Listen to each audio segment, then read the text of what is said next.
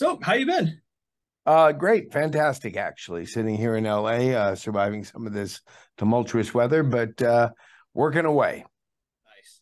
What projects are you currently working on at the moment?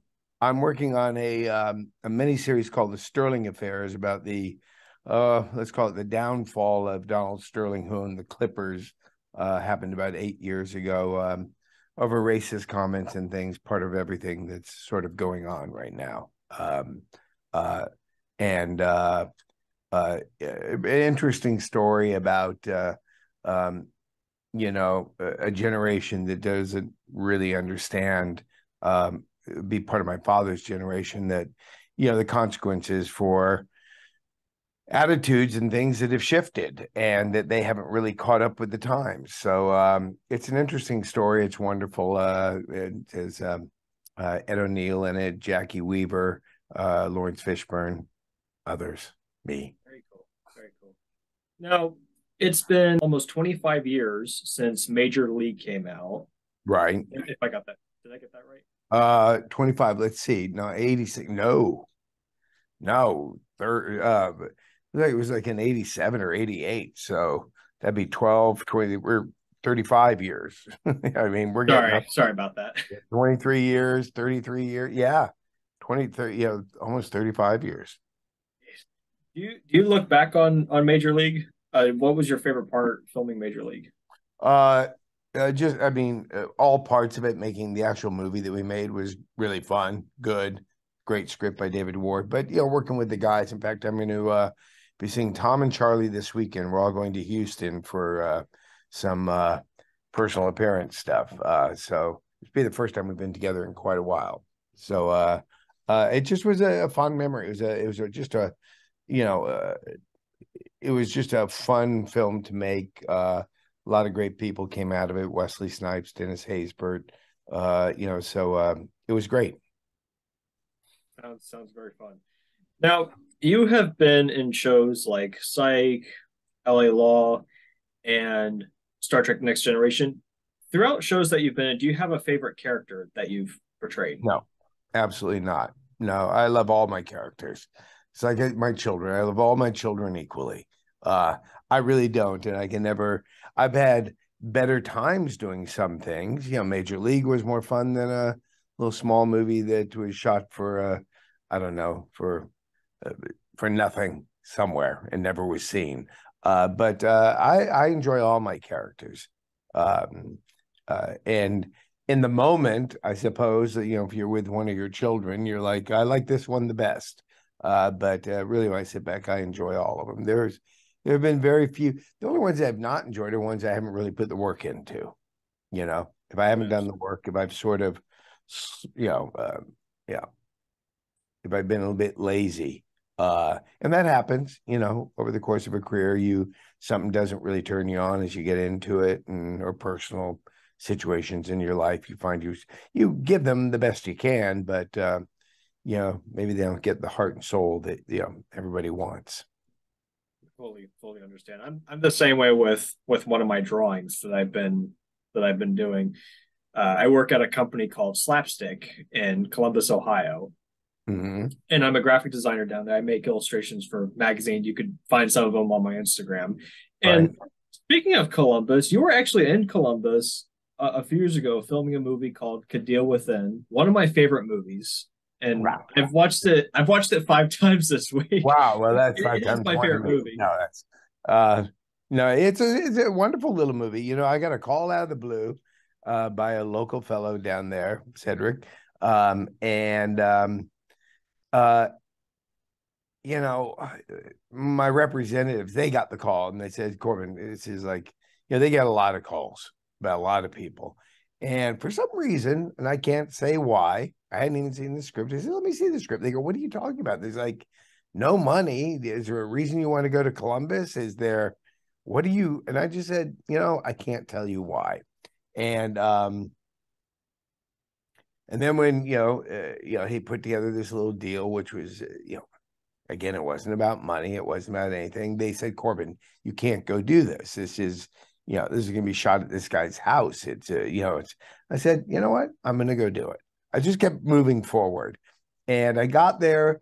I was only there for a couple of days, and we basically shot at the director's house. His mom made breakfast and lunch and dinner, and I mean, I did stay in a hotel, but and I was picked up at the airport. That was important. I said, you fly me there, you put me up at a hotel, not expensive. It can be a cheap hotel. It doesn't matter, one of the normal hotels, and I'll come and play with you. And it was like my kid. It was honest to God. I mean, the camera was like a little, hardly a camera. It was, and it felt like my kids, the movies they make in their back, in our backyard over the years.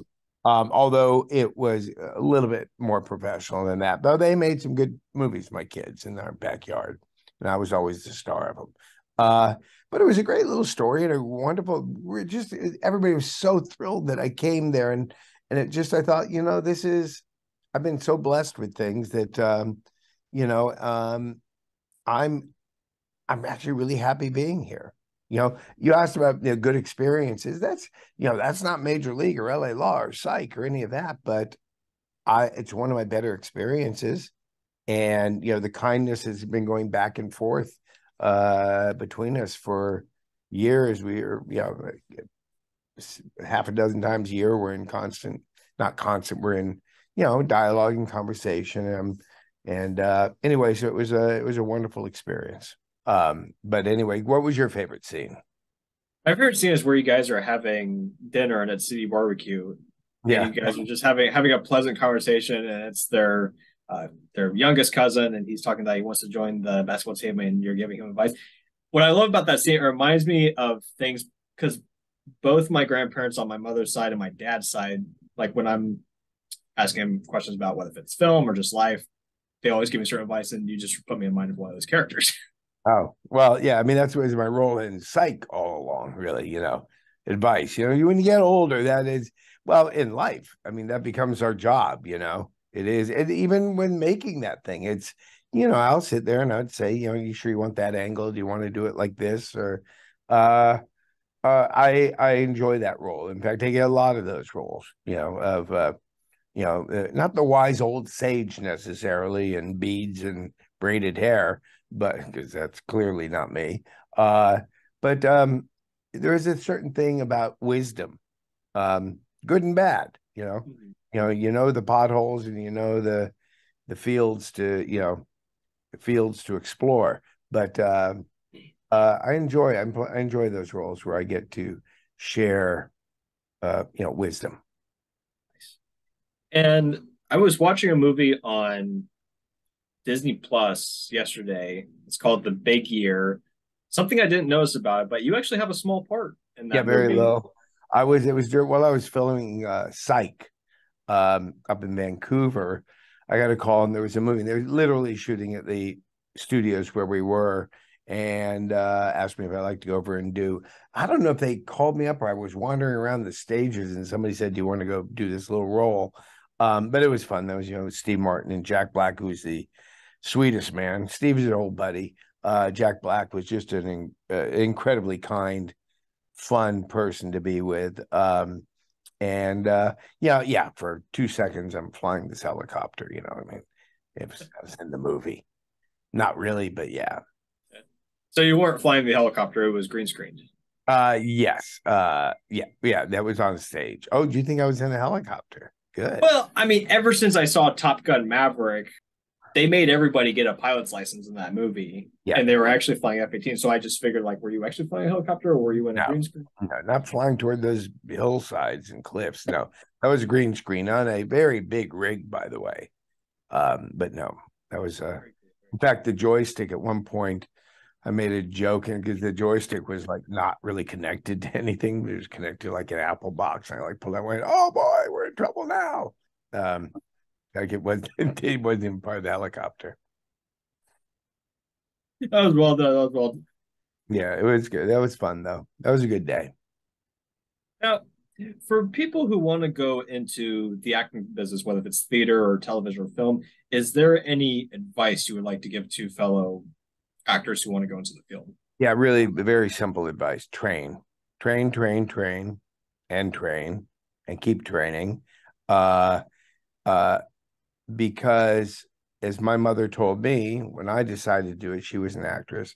She said, I will only give you my blessing. You can do whatever you want, but if you want my blessing, you've got to train. You've got to study what you do. And I learned many years later that why that was there is because when you train, you sort of gain a respect for what you're doing. You realize there's a thing here. A lot of people want to get into acting because, oh, like I could be a YouTube star or a TikTok star, and I'm just so vehemently opposed to all that crap. I mean, there are some people that are genuinely talented there, but 99% are just people who want to get their face in the camera and let other people see them. And when you train, you start to gain a respect for this business here's the reason why that's important is because it's 99% failure. Here I am, 68. Really? And I don't know where my next gig's coming from. That's the honest God truth. I'm doing this show here.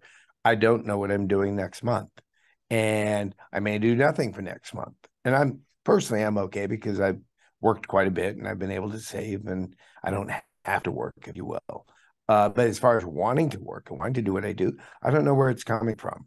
So the only thing that takes you through these hills and valleys, I'm trying to do it on our camera here, hills and valleys and hills, is that your love for what you do is the constant. That's the line. Your love for what you do is the constant. So if you don't have that, you're going to get very excited up here and get really depressed down here, and get very excited up here and really depressed down here, because you're going to be rejected and rejected and rejected and rejected and rejected. Then you're going to get the gig and you're going to be reviewed and rejected and rejected. So, you better love what you do is the constant. And the only way to love what you do is to learn the craft. Very, very good advice. Well done. I love that. Last question we have. I was supposed to get this email from a friend, and he had some LA law questions to ask. Fortunately, I didn't get his email on time, but I actually do have an LA law question. Sure. Now, is there anything from LA law that was based on true events, or like what's fact and what's fiction?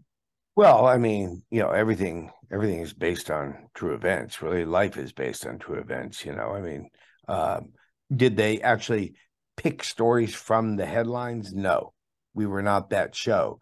Did things happen that were part of news or what was going on in the day? Sure. I mean, we had one of the first transgender cases. We had the first biracial kissing scenes. We had the first lesbian kissing scene. So were those things all part of what was going on? Sure. Sorry, I got to sit up here. So yeah, but no, I don't think I don't recall anything as opposed to other shows.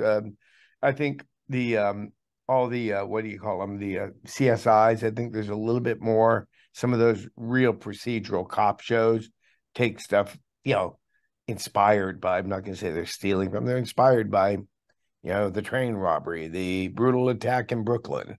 But we didn't do that. That was not, again, I can't say what was in the mind of our writer, our creator, Stephen Bochco.